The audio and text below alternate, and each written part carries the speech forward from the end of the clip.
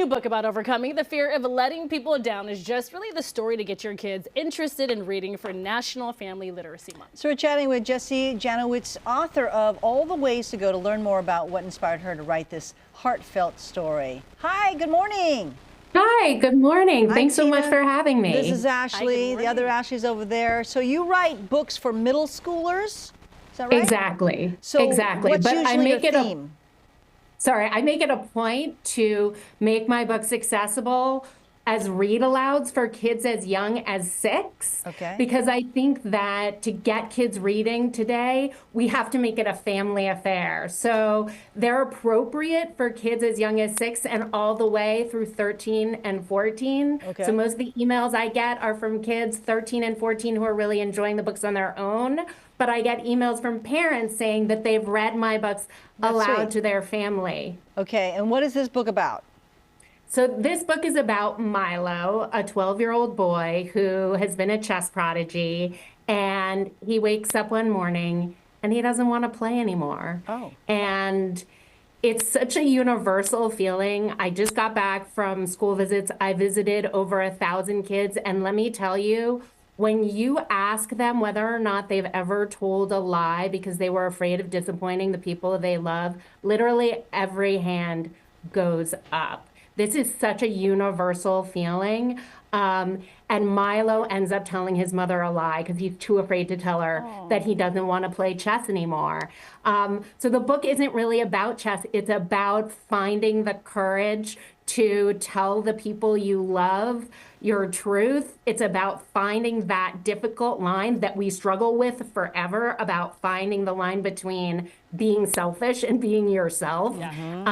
And I do it through humor because I truly believe if kids aren't giggling today, we're not going to hook them. We're not going to get them into reading. This is a book that's meant to be read aloud and to laugh with. I actually just went and visited this 5th grade class. The teacher had read the book aloud to the kids, and they were so inspired by this game that Milo ends up discovering in the book called Go, which I don't know. Have you guys ever heard of Go? No. No. So it blew my mind when I discovered this game because Go is the oldest continuously played board game in the world. Oh, wow. And so few of us have even heard about it. And it's so beautiful because it's inclusive. There's no hierarchy.